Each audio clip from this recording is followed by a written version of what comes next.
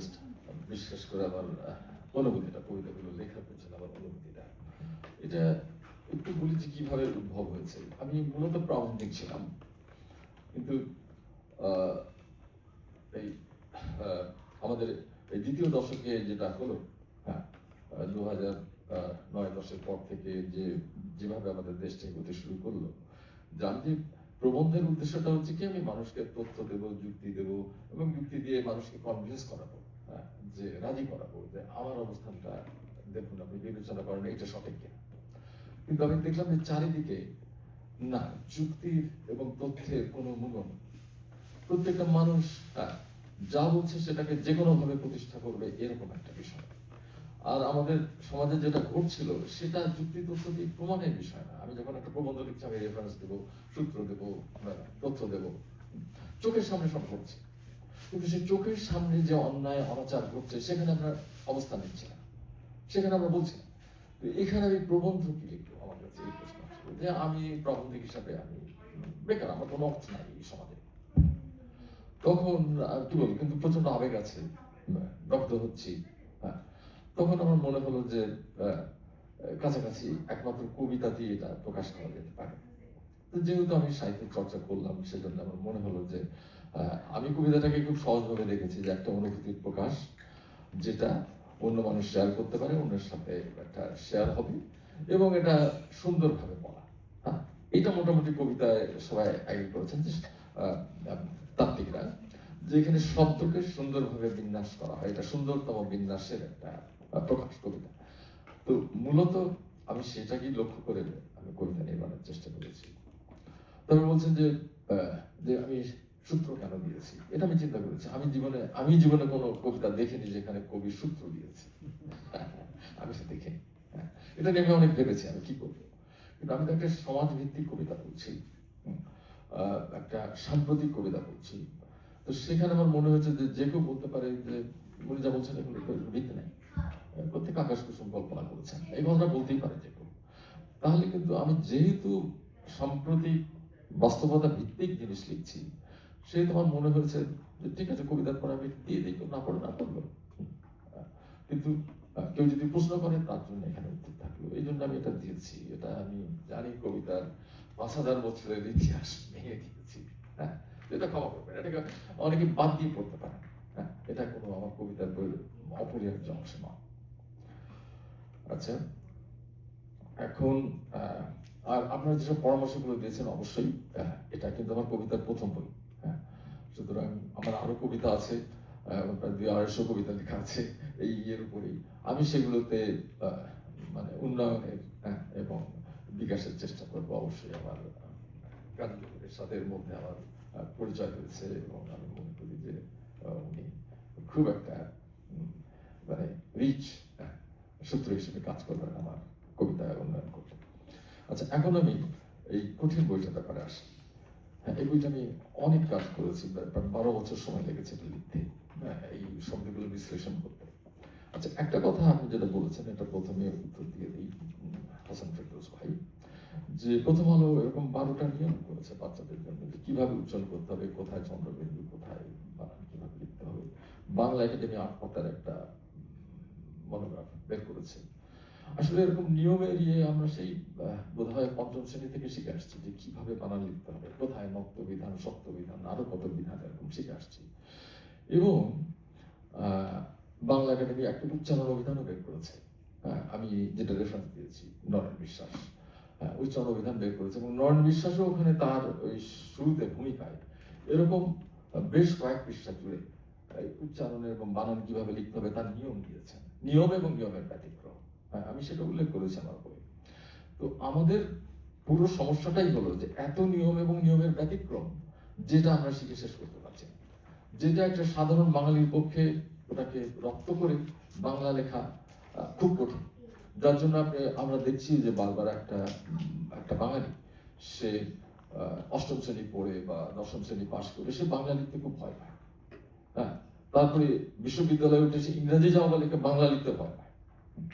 তো এরকম একটা ব্যাপার হয়েছে যে এই নিয়মগুলো বাচ্চাদের জন্য 12টা নিয়ম, বড়দের জন্য 8 পৃষ্ঠা, এবং এখানে যে সূক্ষ্মতা, যে কখন হবে কখন হবে না, এটা বড় কঠিন, এটা আমরা রপ্ত করতে পারছি না, এটা হচ্ছে বাস্তবতা। সেই না পারার বাস্তবতাটা আমরা কিভাবে অতিক্রম করতে পারি সেটা আমি চেষ্টা করেছি, যে আমরা যদি ধ্বনিসঙ্গত যেভাবে মান বাংলা উচ্চারিত হবে বা যেভাবে একটা আঞ্চলিক বাংলা উচ্চারিত হবে, হ্যাঁ, সেটা হতে পারে কুমিল্লার ভাষা, হতে পারে নোয়াখালীর ভাষা। নোয়াখালীর ভাষা আমি যখন লিখছি, হ্যাঁ, নোয়াখালীর ভাষা আমি যেভাবে উচ্চারণ করছি আমি সেইভাবে একটা উচ্চারণের সাথে লেখার সাথে একটা সরাসরি সম্পর্ক, সমান্তরাল সম্পর্ক যদি স্থাপন করতে পারি, তাহলে আমার বানান নতুন করে শিখতে হবে না। আমি যা উচ্চারণ করছি তাই সেটা নোয়াখালী ভাষা হতে পারে, নোয়াখালী লিখবো আঞ্চলিক ভাষায়। যেটা মান ভাষা যেটাকে বলছি, আমি মান ভাষার শব্দগুলো যদি শিখি, হ্যাঁ, তাহলে আমার শব্দগুলো শিখলেই, শব্দটা যদি সঠিকভাবে শিখি, সেটা শিখলেই আমি যাতে বানান লিখতে পারি। আমার বানান যাতে আলাদা করে মুখস্থ করতে না হয়, হ্যাঁ, যে কোথায় রস্বকার হবে, কোথায় দীর্ঘকার হবে, কোথায় মূর্ধন্য হবে, কোথায় মূর্ধন্য হবে, হ্যাঁ, এগুলো যেন আলাদা আলাদা ভাবে মুখস্থ না লিখতে হয়। আমি যে উচ্চারণ করতে পারি, প্রমিত উচ্চারণ শিখেছি, আমি প্রমিত বানান লিখতে পারবো। তারপরে হ্যাঁ, আমার ভুল হতে পারে, সেই ভুলগুলো সংশোধনযোগ্য। আমি প্রশ্ন করি আপনাকে, যেমন ধর যাক অধস্তন, অধস্তন, হ্যাঁ, অধ বিসর্গ স্তন আর অধস্তন, একই উচ্চারণ দুটি শব্দ, আপনি কিভাবে লিখবেন? আমি একটা শব্দ হিসেবে লিখবো, সম্পূর্ণ ভিন্ন অর্থ তো। হ্যাঁ, ভিন্ন অর্থ। এটা কিন্তু সব দেশে আছে, আমি কিন্তু এই যুক্তিটা বলেছি, আমার বই বলেছি, যে সব ভাষায় এরকম আপনি পাবেন একই বানান, হ্যাঁ, কিন্তু দুটো অর্থ। এখন এটা কোনো নতুন সমস্যা নয়, এই কারণে যে আমরা যখন মুখে বলছি অধস্তন, তখন আপনি কিভাবে বুঝছেন? তখন আপনি বুঝছেন যে আমার এই প্রাসঙ্গিকতা দেখে আমি আগে পরে কোন শব্দ ব্যবহার করছি, মুখে যখন বলছি। আমি যখন মুখে বললে আপনি বুঝতে পারেন, আমি লিখে বললে আপনি কেন বুঝতে পারবেন না? এটা হচ্ছে আমার যুক্তি। লিখেও যখন আমি একই বানান হবে, হ্যাঁ, ভিন্ন অর্থ, আমি প্রসঙ্গ দেখে অর্থটা বুঝে নেবেন, যেভাবে আপনি আমার মুখের কথা বুঝে নেন। সেজন্য এটাকে আমি নতুন কোনো সমস্যা হিসেবে দেখছি না। আচ্ছা, আপনি বলেছেন আমরা সব বলতে পারি না, হ্যাঁ, এটা, হ্যাঁ, আমরা এই যে যত পশ্চিম, আচ্ছা, এটাই আমি এখন বলতে যাচ্ছি, যে আমরা ছ বলতে পারি না। আচ্ছা, এখন আমরা বলতে পারি না বলতে, যে হ্যাঁ, বাংলা তো একটা বিশাল ভাষিক অঞ্চল, বিশাল ভাষিক অঞ্চল, এবং আপনি যদি এমন চাঁপাইনবাবগঞ্জের বাংলাকে বাংলা বলেন, তার চিটাগাংয়ের ভাষাকে বাংলা বলা যাবে কিনা, এটা প্রশ্ন করে তুলতে পারে, এতটাই পার্থক্য। হ্যাঁ, তো এবং আমার মনে হয় যে বাংলা ভাষার সাথে অসমীয় ভাষার যতটা পার্থক্য, চট্টগ্রামের ভাষার তার চেয়ে বেশি পার্থক্য, এটা আমার অনুভূতি। তো এইরকম থাকবেই, ছ এক জায়গায় স হয়ে যাবে। আমি দেখেছি কি, যে যত আমরা পূর্ব দিকে যাচ্ছি, তখন এই ছয়ের আমরা যে চ বর্গ, যেটা চ, ছ, জ, ঝ, এটা চাচা, ছাগল, এরকম, এই চ বর্গটা যত আমরা পূর্ব দিকে যাচ্ছি, তখন এটা স হয়ে যাচ্ছে, হ্যাঁ, বেশি যত পূর্ব দিকে যাচ্ছে। যেমন কুমিল্লা অঞ্চলে চাচা বলবে, ছাগল বলবে, হ্যাঁ, বানা লিখবে রসই ছ লয়কাময় ইসলাম, উচ্চারণ করবে ইসলাম, উচ্চারণটা সঠিক আছে। তো এইটা আঞ্চলিকতার যে পার্থক্য, সেই পার্থক্যের মধ্যে পড়বে। হ্যাঁ, তো এটা এখন একজন শেখাবো কোনটা? আচ্ছা, আমি শেখাবো কোনটা? ঠিক আছে, শেখাবো কোনটা, আপনি কি শেখাতে চাচ্ছেন? আপনি কি সিলেটের ভাষা শেখাতে চাচ্ছেন? তাহলে সিলেটিরা যেভাবে উচ্চারণ করে আপনি সেটা শেখাবেন। আর আপনি কি মান ভাষা শেখাতে চাচ্ছেন, বাংলা যেটা মান ধরছি, তাহলে মান ভাষার যে উচ্চারণ, ওই যে বাংলা একাডেমি অভিধান বার করেছে, বা যদি কোনো ভিডিও বের করে থাকে, সেভাবে শেখাবেন, বা রেডিও টেলিভিশনে যেভাবে বলা হচ্ছে সেভাবে শেখাবেন। তো আপনি কোন ভাষা শেখাচ্ছেন? কোন আঞ্চলিক ভাষা শেখালে সেই ভাষার নিয়মে শেখান, মান ভাষা শেখালে সেই ভাষার নিয়মে শেখান। আচ্ছা, আরেকটা ইস্যু আপনি এখানে এনেছেন, যে আমরা যে মান ভাষা হিসেবে যেটা বলছি, সেটা কলকাতার ভাষা, দক্ষিণ কলকাতার ভাষা। এটা ঠিক, হ্যাঁ, এটা তো ঠিক। হ্যাঁ, আসলে এটা কেন হয়েছে? আপনি বলছেন কে শেখালো, কে অধিকার দিল? আসলে আমার স্ত্রীর সাথে সকালে বলছিলাম, যে ব্রিটিশরা যদি চট্টগ্রাম দখল করতো এবং সেখানে ওটা যদি রাজধানী বানাতো এবং সেখান থেকে যদি সারা ভারত দখলে রওনা দিত, তাহলে আজকে চট্টগ্রামের ভাষাই বাংলার মান ভাষা হতো। হ্যাঁ, এটা খুবই একটা অঘটনা, দুর্ঘটনার মতো বলা যায়, যে ব্রিটিশ এসে কলকাতা দখল করেছে, কলকাতাকে রাজধানী বানিয়েছে, হ্যাঁ, এবং কলকাতা এবং তার আশেপাশের অঞ্চলের যারা বাংলাভাষীরা, তারা ক্ষমতার উপরে উঠে এসছে, অর্থনৈতিক, রাজনৈতিক সমস্ত ক্ষমতা, এবং তারা ওই অঞ্চলের ভাষাটাকে ইয়ে করেছে, পরিশীলিত করেছে এবং সেটাকে ছড়িয়ে দিয়েছে। এটা কিন্তু সারা পৃথিবীতেই এটা ঘটেছে। আমেরিকা থেকে শুরু করে আপনি যে কোনো জায়গায় যান, যেটা কেন্দ্র, ক্ষমতা এবং এর কেন্দ্র, সেই জায়গার ভাষাটাই মান ভাষা হয়েছে। এখন আপনি বলতে পারেন আমি এটা মানব না, আমাদের নাটোর, আমি নাটোরের ভাষায় কথা বলবো, এটা বলতে পারেন, কিন্তু মান ভাষার ওই প্রয়োজনীয়তাটা আসে যে আমাদের যখন বিভিন্ন অঞ্চলে এরকম বিভিন্ন ভাষা আছে, তখন আমরা পরস্পরের সাথে যোগাযোগের জন্য কি করব? আমরা কি একটা কমন ভাষায় চলে আসবো? এই প্রশ্নটা থেকে আমার মনে হয় যে এই চিন্তার মধ্যে কোনো এই চিন্তার মধ্যে বিকল্প নাই। আমরা যদি একটা এরকম কমন একটা ভাষা, মান ভাষা তৈরি করতে পারি সবাই মিলে, তাহলে সেটা বৃহত্তর বাংলা ভাষা মানে সর্ব বাংলা ভাষাভাষীদের জন্য সুবিধা হবে। তো সেই জন্য কেউ যদি এখন আমাদের, আমি যে ভাষায় এখন কথা বলছি, এটাকে যদি কলকাতার ভাষা বলেন এবং বিদ্রোহ করে বলেন যে না আমরা পূর্ব বাংলার ভাষা করব, সেটা জাতীয়তাবাদী চেতনা হবে অবশ্যই। কিন্তু আমার কাছে একটু প্রশ্ন থাকবে যে এই জাতীয়তাবাদী চেতনা কিন্তু বিভেদাত্মক। সেখান থেকে কিন্তু একসময় আমরা মনে করতে পারি যে রবীন্দ্র নজরুল ঠিক আমাদের কবি নন, বাংলা ভাষার কবি নন। তো সেটার মধ্যে আমার কাছে মনে হয় একটা প্রচ্ছন্ন বিপদ আছে। তো আমরা এটা আমাদেরকে শ্রদ্ধা করতে হবে যে বাংলার প্রতিটি ভাষা, প্রতিটি অঞ্চলের ভাষা বাংলা ভাষা। এটা আমার ওই যে প্রথম বইটাতে আমি লিখেছিলাম, এটা এই অ্যাটিটিউডটাকে সমালোচনা করে লিখেছিলাম, আমরা এগুলোকে উপভাষা বলি। এটা খুব ইনসাল্টিং। কেন কুমিল্লার ভাষা উপভাষা বলবো? এটা কি উপবাঙালি নাকি? তারা বাঙালি। এবং আমি জানি যে কুমিল্লা, নোয়াখালীর ভাষায় এমন কিছু জিনিস আছে যেটা এই মান বাংলার চেয়ে অনেক ডেভেলপ। যেমন কুমিল্লায়, আমার শ্বশুরবাড়ি কুমিল্লা, ওখানে গিয়ে দেখতে পেলাম তার অদ্ভুত অদ্ভুত কন্ট্রাকশন আছে। যেমন আমরা বলি, যদি বলছে ভরাইয়া ফেলাই গেছে, আপনারা এটা দেখবেন আমাদের ওই সাধু ভাষার সাথে আবার আঞ্চলিক ভাষাগুলো একটু মিল বেশি, বিশেষ করে পূর্বাঞ্চলের ভাষা। ভরাইয়া ফেলাই গেছে বা ভরিয়ে ফেলেছে ইয়ে ভাষায়, মান ভাষায় ওরা বলে ভরাই লাইছে। এই যে ভরাই লাইছে, এইটার মধ্যে কন্ট্রাকশন আছে, একটা কন্ট্রাকশন। এটা কিন্তু ভাষার অত্যন্ত বিকাশের পরে এগুলো হয়। ভাষা যখন বিকাশ হতে থাকে তখন এই ভাষাভাষীরা এটাকে সংক্ষিপ্ত করার জন্য, সহজ করার জন্য এই কন্ট্রাকশন গুলো করে। তো আমি দেখেছি এইসব ভাষায় কন্ট্রাকশন গুলো চমৎকার। নোয়াখালীর ভাষায় আই কিচ্ছি, মানে আমি কি করছি, হাসি ব্যাপার না।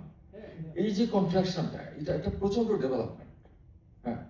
তো সুতরাং বাংলা অঞ্চলের কোন ভাষা কি আমি এই যে উপভাষা বলার বা এটা বলার পক্ষপাতী না। এটা আঞ্চলিক ভাষা। আর যেটা মান, সেটাকে আবার মান বলারও আমি পক্ষপাতী না। কেন মান বললে আমরা উঁচুতে আর অন্যরা নিচুতে এরকম মনে হয়, আমরা মান রক্ষা করছি, আমরা মান রক্ষা করছি না। আমরা বরং একটা মোর নিউট্রাল শব্দ, যেমন বলতে পারি যে গৃহীত ভাষা। সেটা আমি আমার প্রথম বইটাতে বলেছি, যেটা 1997 সালে পাবলিশড। আমরা এটাকে বলতে পারি গৃহীত ভাষা। এই মান শব্দটা কিন্তু এই আপনি যেটা বলেছেন যে এলিটিজম তৈরি করে, অন্যদেরকে নিচু করতে শেখায়। তো এগুলো আমাদেরকে বৃহত্তর স্বার্থে কিছু ত্যাগ করতে হবে। আমারও একটা আঞ্চলিক ভাষা আছে, সেটা যেটা আমার বাবার যে ভাষা, বাবার গ্রামের যে ভাষা, আমি সেই ভাষায় কথা বলি না। আমি আবার এটা শিখেছি কষ্ট করে, মান ভাষায় কথা বলা তথাকথিত। এইগুলো বোধহয় একটা বাস্তবতা আমাদের মানতে হবে। এখানে জাতীয়তাবোধ বা জাতীয়তাবাদ বিপজ্জনক হতে পারে, কিন্তু যারা তাদেরকে এই রেসপেক্টটা দেখাতে হবে। কিন্তু আমাদের এই রেসপেক্টটা খুবই অনুপস্থিত। যে পণ্ডিতেরা পণ্ডিতি শিখে, তারা নিজেদেরকে এত মনে করেন, যেরকম কথা বলবেন, যারা মাতৃভাষার প্রতি ভালোবাসা থাকলেই বানান শেখা যায়। যে আমি বানান ভুল করলাম, তোমার ভালোবাসা নাই মাতৃভাষার প্রতি, এটা তো একটা প্রচন্ড অভিযোগ। তো এই ধরনের উন্নাসিকতা, এইটা আমাদের পণ্ডিত বা শিক্ষিত ব্যক্তিদের মধ্যে আছে, এটা ত্যাগ করতে হবে। এটা একটা বড় বাধা। আচ্ছা, আরেকটা আমি একটা কথা বলে শেষ করবো, সময় বেশি নিয়ে নিচ্ছি। সেটা হচ্ছে আপনি বলছেন যে গুগল বার করেছে। এটা আমি চিন্তা করেছি, গুগল বার করছে। এবং আমি এখানে এক জায়গায় কমেন্ট করেছি যে আমরা এটা কম্পিউটারে করতে পারতাম, গুগল এটা অ্যাপ করে করেছে। আমি এখানে একটা প্যারা দিয়েছি যে আমরা অ্যাপ করে করতে পারতাম একটা কম্পিউটারে। পৃথিবীর যেসব ভাষায় উচ্চারণের সাথে ধ্বনির মিল আছে বানানের, হ্যাঁ, সেখানে কম্পিউটারে এটা করে ফেলা যায়। কিন্তু আমি যখন ছন্দ লিখছি, কবিতা লিখছি, তখন কিন্তু বানান নয়, ধ্বনি প্রধান। হ্যাঁ, কিন্তু এই ধ্বনির কাজটা, বাংলার ধ্বনি অনুযায়ী লেখার কাজটা বাংলায় হয়নি। তো অ্যাপ কি করবে? অ্যাপ হচ্ছে বানান যেটা আছে বাংলা একাডেমিক ডিকশনারিতে, সেই বানান অনুযায়ী সে সাজিয়ে দেবে। হ্যাঁ, এই ধ্বনি বিশ্লেষণের কাজটা গুগল করে। হ্যাঁ, এই জায়গাটায় আমাদেরকে একটা নিয়ম প্রতিষ্ঠা করতে হবে। আমি সেইটা করার চেষ্টা করছি এখানে।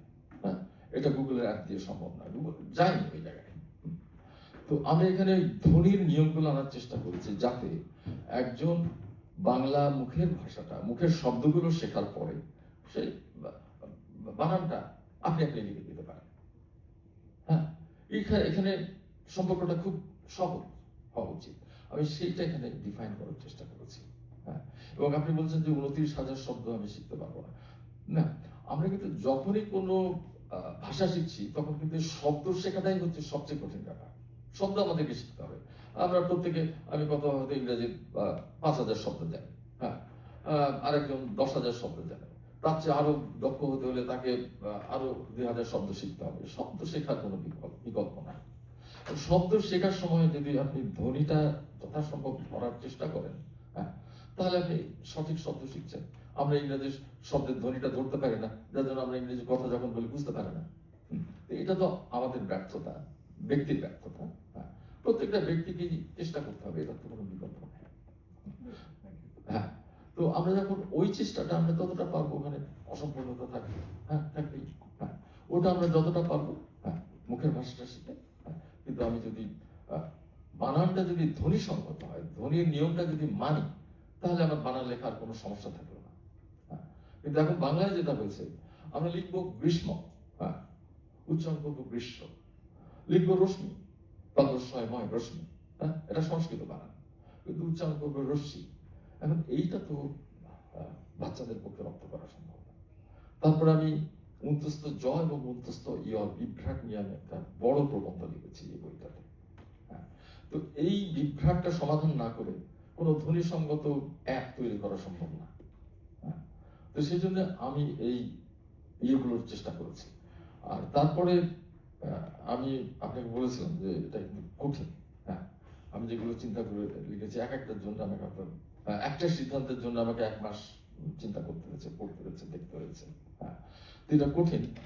এটাকে আপনাকে অনেক সময় নিয়ে করতে হবে। আপনি আমার চেয়ে অনেক মেধাবী হলেও আপনাকে করতে হবে। আমি 1 মাস সময় নিয়েছি, আপনি হয়তো এক সপ্তাহে পারবেন, একদিনে পারবেন। কিন্তু আপনি দেখবেন যে বিশেষ করে আমার শেষের যে নিবন্ধটা লিখেছি, মুন্তস্থ জ এবং মুন্তস্থ ইয় বিভ্রাট, এটা যে কত বড় একটা বিভ্রাট তৈরি করেছে বাংলা ভাষার মধ্যে, এটা একটু কষ্ট করে করতে হবে।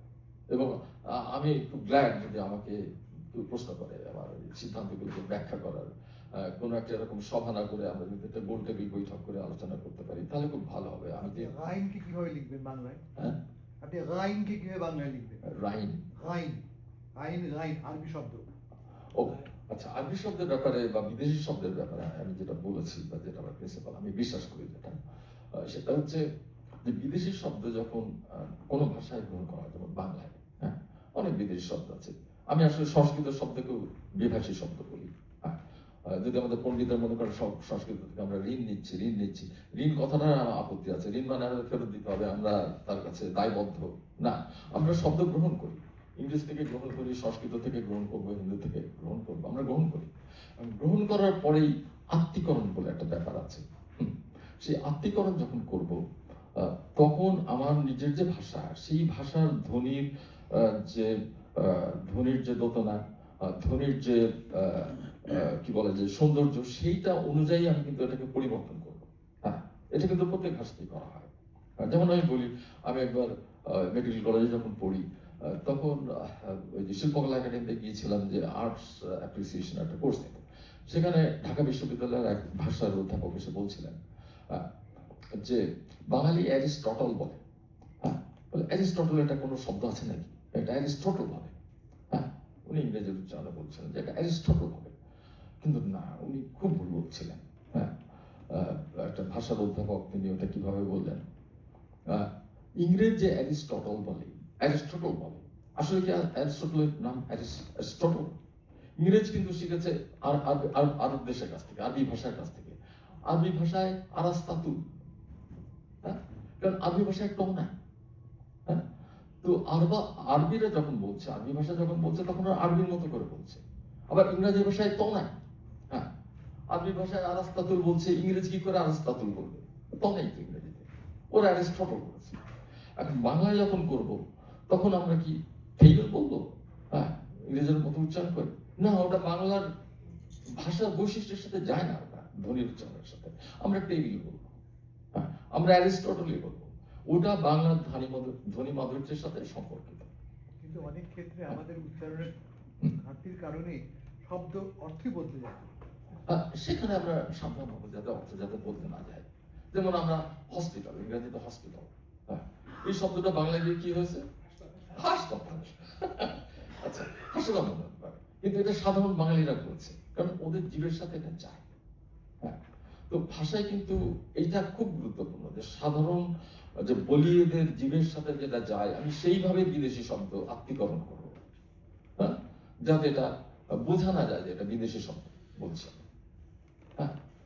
তো এই যে হসপিটাল থেকে হাসপাতাল করলাম, তাতে কি বুঝতে অসুবিধা আছে? ঠিক আছে, মেবি একটা মনে হয় যেন একটা ভিন্ন শব্দ, হ্যাঁ, কিন্তু আমরা যারা বুৎপত্তি দেখবো বলতে পারবো যে না, এটা হসপিটাল থেকে এসছে, হ্যাঁ।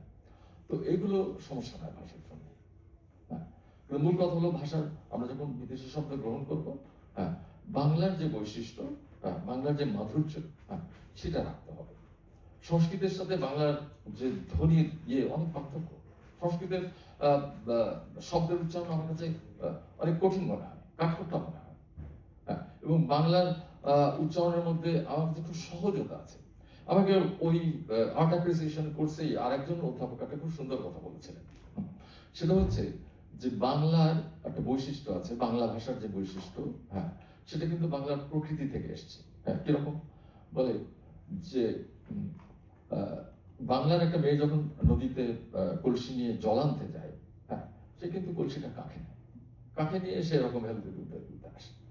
বলছে কিন্তু বলে আমি গিয়েছি যে ইয়েতে পশ্চিম পাকিস্তানের কোথায় ওই উপর দিকে সীমান্ত প্রদেশে, বলে ওখানে পাহাড়ের ঝর্ণা থেকে মেয়েরা পানি আনছে, হ্যাঁ, ও মাথায় করে আনছে, হ্যাঁ। বলে কেন এটা কি কেউ শিখিয়েছে বাঙালিদেরকে কাকে পানি নেয়, যেটা আমি কোথাও দেখা যাবে না ওটা পৃথিবীতে, আর ওটা পাহাড়ে মাথায় পানি নিচ্ছে। বলছে এটা প্রকৃতির সাথে এই যে মানুষের শরীরের যে একটা সঙ্গীত, হ্যাঁ, বা একাত্মতা, সেটা, হ্যাঁ, দারুণ না কথাটা, হ্যাঁ। তো সুতরাং বাংলার মেয়েও এরকম কাছে কলসি নিয়ে হাঁটবে, কারণ নদীর ওই গতির সাথে তার ওই দেহের ইয়েটা যায়, হ্যাঁ। আমার কাছে ঝর্ণাটা আবার পড়ছে পাহাড় থেকে, কিন্তু ঝর্ণা বয়ে যাচ্ছে, বাংলার মতো নদী বয়ে যাচ্ছে না কোথাও, হ্যাঁ। তো এগুলো খুব সুন্দর, এগুলো মানে শুনেই একাত্ম হয়ে যায় যে এত অবভিয়াস। তো এখন বাংলা ভাষার মধ্যেও আমি মনে করি ওরকম ফ্লো আছে, বাংলা ভাষার মধ্যেও ওই যে ধ্বনির ওরকম ইজি ফ্লো আছে, হ্যাঁ। তো এই ফ্লোটা ভাঙা হবে না, এবং সংস্কৃত পণ্ডিতরা এই ফ্লোটা ভেঙে সংস্কৃতের আনতে চেষ্টা করতেন, সেটাও একটা অস্বাভাবিক বিষয়। তো যাই হোক, এরকম অনেক বিষয় আছে, আমরা এগুলো এটা চলমান, এবং আমি 40 বছর ধরে এগুলো নিয়ে চিন্তা করছি, সুতরাং চলতে থাকবে। তো আপনারা যে এসছেন আমাকে সম্মানিত করেছেন, এবং আমি অত্যন্ত কৃতার্থ। কি? ও আচ্ছা আচ্ছা আচ্ছা, হ্যাঁ, ওটা একটা ইস্যু যে আপনি বোধহয় বলছেন যে আমার একটা কবিতা আছে যে কাদের মোল্লা ক্ষমা করো, হ্যাঁ, আপনি বোধহয় ওই কবিতাটার কথা বলছেন, হ্যাঁ। আমি ক্ষমা চেয়েছি কাদের মোল্লার কাছে, এটা আমার উপলব্ধি, আমার বিবেচনা, ডিফার করতে পারে। আমি মনে করছি তাদেরকে যেভাবে মৃত্যুদণ্ড দেওয়া হয়েছে এটা অবিচার, এটা অন্যায়, হ্যাঁ। তো সেই জন্য আমি বলেছি এটা আমার বলা উচিত, এটা আমার যুগের দায়িত্ব। এত বড় একটা অন্যায়, মানুষকে মেরে ফেলাটা হচ্ছে চরম একটা জিনিস, হ্যাঁ। এবং সেইখানে এবং ওখানে যেভাবে মেরে ফেলা হয়েছে, যদি কেউ পিছন দিকে গুলি করে দিত সেটা অন্য কথা, ওখানে বিচারের কাঠ গড়ায় তুলে, হ্যাঁ, সমস্ত বিচার ব্যবস্থাটাকে মেরে ফেলা হচ্ছে। তো এখানে আমার মনে হয়েছে আমার অবশ্যই প্রতিবাদ করা উচিত, হ্যাঁ। যে হ্যাঁ কাদের মোল্লা রাজাকার ছিল ইয়ে ছিল, হ্যাঁ তার বিচার হোক, সুবিচার হোক, হ্যাঁ কিভাবে হবে, কিন্তু বিচারটা যেভাবে করা হয়েছে প্রচন্ড অন্যায় এবং আমি সেখানে কিছু করতে পারিনি। সেজন্য আমি বলেছি যে কাদের মোল্লা ক্ষমা করো আমাকে। হ্যাঁ, তো এখানে আপনি যদি আমার মুক্তিযুদ্ধের প্রতি বা বাংলাদেশের প্রতি আমার আস্থা নিয়ে প্রশ্ন করেন, করতে পারেন, অবশ্যই আমার সেটার উত্তর দেব। হ্যাঁ, কিন্তু আমি মনে করি না তাতে আমার বাংলাদেশের প্রতি ভালোবাসা, মানুষের প্রতি ভালোবাসা, বাঙালিদের প্রতি ভালোবাসা এইটা কোথাও ব্যাহত হয়েছে। আমি বলছি যে কাদের মোল্লা যদি অপরাধও করে থাকে তাহলে তার ন্যায় বিচার পাওয়ার অধিকার ছিল। হ্যাঁ, আমি বলেছি আমি কাদের মোল্লার যে রাজনীতি তার সাথে আমি একমত না, এবং এই রাজনীতিকে আমি ভয়ও করি। হ্যাঁ, কারণটা আমার কবিতার মধ্যে বলে দিয়েছি কেন ভয় করি।